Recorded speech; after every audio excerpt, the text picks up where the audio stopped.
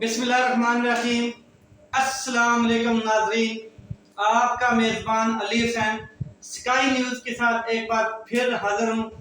اہم ترین سماعت اسلام آباد ہائی کورٹ جو ہے چیف جسٹس اطہر من اللہ کی سربراہی میں 5 رکنی لارجر بینچ نے کی ہے، اس کے اوپر آج بات کرنی ہے۔ اور سارا دن آج اس کا انتظار کیا جا رہا تھا کہ ایک اہم ترین فیصلہ جو عمران خان صاحب ہیں ان کے خلاف آتا ہے یا ان کے حق میں آتا ہے، اس کے متعلق میں آج آپ سے شیئر کروں گا جو کچھ دیر پہلے فیصلہ آیا تقریباً 4-5 بجے کے قریب۔ تو سابق وزیر اعظم عمران خان صاحب کے لیے بہت ہی اہم دن تھا آج کا۔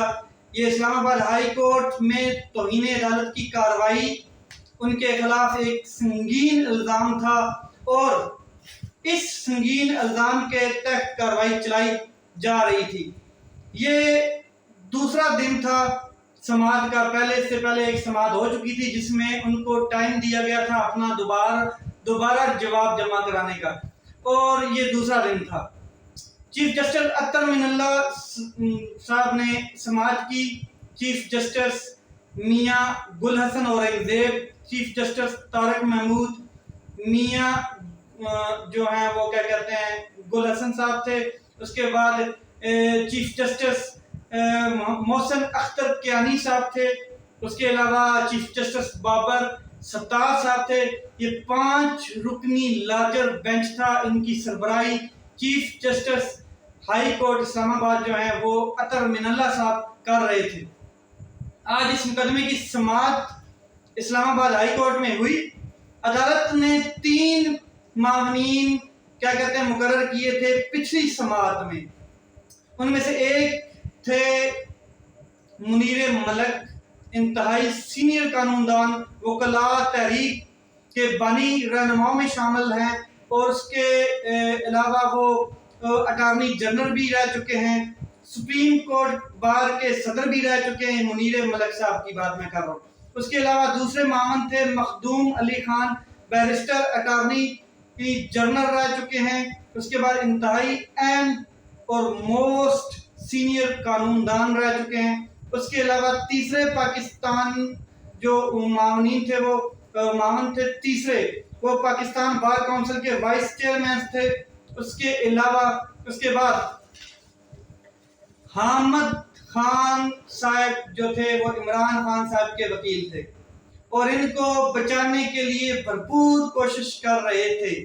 دوسری جانب اٹارنی جنرل تھے جناب اشتر اوصاف صاحب، جو کہ وفاق کے نمائندے تھے، اور عدالت کی معاونت کے لیے 3 معاون معاون مقرر کیے گئے تھے کہ وہ عدالت کی معاون کریں۔ وہ پچھلی سماعت میں مقرر کیے گئے تھے۔ تو صورتحال یہ رہی کہ حامد خان صاحب نے دلائل دیے، تحریری جواب بھی جمع کروایا، اور اس میں عمران خان صاحب کی ندامت کا اظہار بھی کیا گیا تھا، اور افسوس کا اظہار بھی کیا گیا تھا، اور اس میں بیان کیا گیا تھا کہ جو میری سٹیٹمنٹ ہے، جو میرا وہ بیان تھا اس جلسے میں، وہ جو میں نے الفاظ بیان کیے تھے وہ سینس وہ نہیں تھی جو بنا کر پیش کی گئی ہے، اور میں عدلیہ کا احترام کرتا ہوں، اور میرا مقصد وہ نہیں تھا، اور نہ میری انٹینشن جو ہے وہ تھی۔ جو جواب دوسرا تھا اس میں یہ چیز وہ جمع کرائی گئی آج۔ اس پر بھی کافی بحث مباحثہ ہوا کورٹ میں، میں آپ کو بریف کر رہا ہوں۔ اس میں چیف جسٹس اطہر من اللہ صاحب نے یا بابر ستار صاحب دونوں نے مختلف سوالات اٹھائے، اور حامد خان صاحب جو ہیں وکیل ہیں عمران خان صاحب کے، انہوں نے بہت سے جوابات دیے بھی، اور یہ انہوں نے کہا، جو چیف جسٹس دونوں تھے انہوں نے یہ کہا کہ یہ کرمنل پروسیڈنگ ہیں، کرمنل کیس بنتا ہے، دھمکیاں دی گئی، اور اگر زیبا چودھری صاحبہ جو خاتون جج ہیں، اگر ان کو کچھ ہو گیا تو کون ذمہ دار ہوگا؟ یہ چیف جسٹس اطہر من اللہ اور چیف جسٹس جو تھے بابر ستار صاحب، یہ ان کی طرف سے سوالات کیے گئے۔ اس کے علاوہ سیاسی رہنماؤں کو اپنی زبان جو ہے وہ محتاط سے چلانی چاہیے، محتاط اس میں رکھنی چاہیے، احتیاط سے بولنا چاہیے۔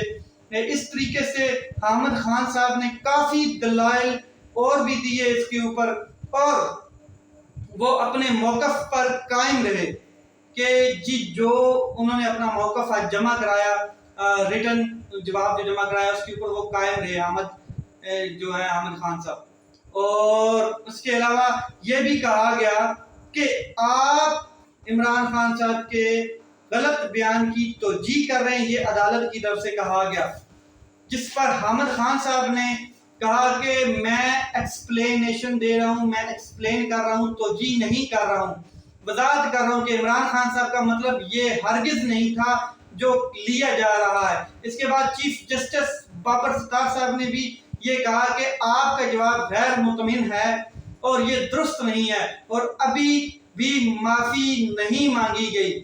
اس کے بعد حامد خان صاحب تو عمران خان صاحب کے وکیل تھے، لیکن جن کو عدالت نے اپنا معاون مقرر کیا، منیر ملک سینئر قانوندان، ان کی جب باری آئی تو انہوں نے انتہائی ادب احترام کے ساتھ اپنے دلائل دیے۔ انہوں نے کہا کہ یہ معاملہ توہین عدالت کا نہیں بنتا اور اس لیے اس مقدمے کو ڈسچارج کر دینا چاہیے، ڈسچارج کیا جائے اور اس معاملے کو یہیں ختم کیا جائے، کیونکہ توہین عدالت کے معاملے میں عدالتیں بڑے پن کا مظاہرہ کرتی ہیں۔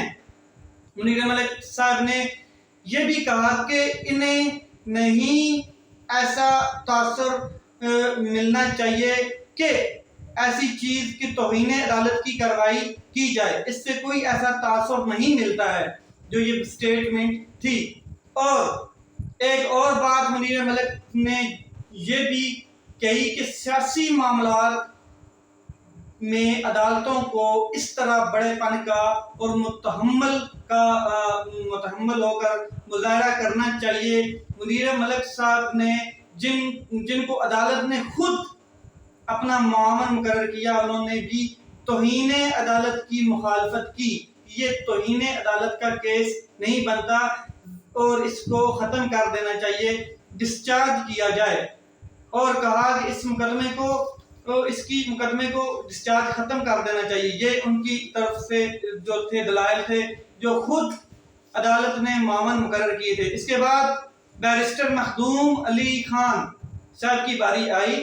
مخدوم علی خان صاحب اٹارنی جنرل رہ چکے ہیں، انتہائی سینئر قانوندان ہیں، اور انہوں نے بھی یہی بالکل غیر معمولی طور پر اس معاملے میں جو معاونت کی، انہوں نے کہا کہ یہ توہین عدالت کو نہیں بڑھانا چاہیے، یہ جو کیس ہے توہین عدالت، اس کو نہیں بڑھانا چاہیے۔ اور خاص طور پر ایک بات کی بیرسٹر مخدوم علی خان نے جو بہت ہی اہم تھی، وہ یہ کہ یہ جو کیا کہتے ہیں بالکل نہیں تاثر جانا چاہیے کہ کسی سیاسی رہنما کو کارنر کیا جا رہا ہے اور اس کے لیے عدالتی پلیٹ فارم استعمال کیا جا رہا ہے، اور عدالتی کندھے استعمال نہیں ہونے چاہیے کسی بھی سیاسی رہنما کو کارنر کرنے کے لیے۔ یہ بڑی اہم بات انہوں نے کی۔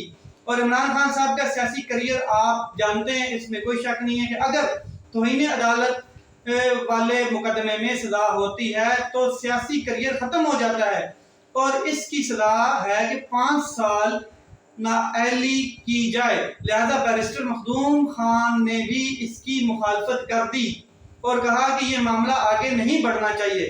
اس کے بعد نمبر آتا ہے اٹارنی جنرل جناب اشتر اوصاف صاحب کا، جو کہ وفاق کے نمائندے ہیں، وفاقی حکومت کے مقرر کردہ ہیں۔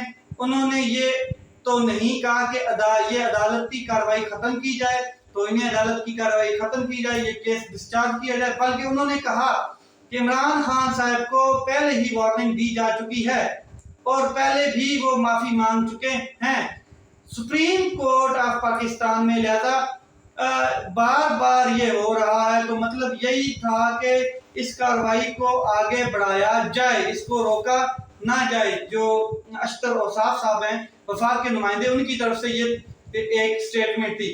تو یہ ایک بہت ہی زبردست قسم کی سماعت تھی آج۔ اس سب معاملے کے دوران عمران خان صاحب کمرہ عدالت میں موجود تھے اور دیگر رہنما بھی اور وکلاء بھی موجود تھے، صحافیوں کی بہت بڑی ایک تعداد موجود تھی، سیکیورٹی کے انتظامات بھی بہت ٹف ٹائٹ قسم تھے، ایسا لگ رہا تھا کہ کرفیو ہے۔ اس کے علاوہ عمران خان صاحب نے ایک نہیں، دو نہیں، 3 دفعہ خود کھڑے ہو کر عدالت میں اپنی وضاحت پیش کرنا چاہی۔ اپنے بیرسٹر شعیب شاہین کو کے ذریعے پیغام بھجوایا گیا حامد خان صاحب کو کہ عمران خان صاحب بولنا چاہتے ہیں، وہ بات کرنا چاہتے ہیں، وہ وضاحت دینا چاہتے ہیں، جس پر حامد خان صاحب نے 2 دفعہ اگنور کیا۔ مگر تیسری بار عمران خان صاحب کھڑے ہو گئے جب سارے دلائل مکمل ہو گئے تو کھڑے ہوئے اور عمران خان صاحب نے کہا کہ میں اپنی وضاحت پیش کرنا چاہتا ہوں، مگر جس پر چیف جسٹس اطہر من اللہ صاحب نے ان کو اجازت نہیں دی۔ ہم نے اور کہا کہ ہم نے پہلے ہی آپ کے وکلاء کے دلائل سن لیے ہیں اور لہذا اب اس کی کوئی ضرورت نہیں ہے کہ آپ وضاحت دیں۔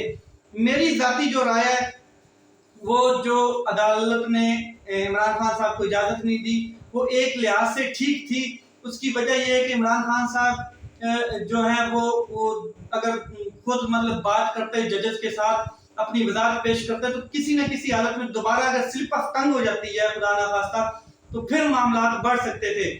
تو عدالت نے یہاں پہ بڑی وزڈم کا مظاہرہ کیا، کیونکہ وکیل جو ہوتے ہیں پروفیشنل ہوتے ہیں، وہ بڑی سوچ سمجھ کے دلائل دیتے ہیں، باتیں کرتے ہیں ججز کے ساتھ، اور ان کو چیزیں آئیڈیا ہوتا ہے کہ کون سی بات کہنی ہے کون سی نہیں کرنی۔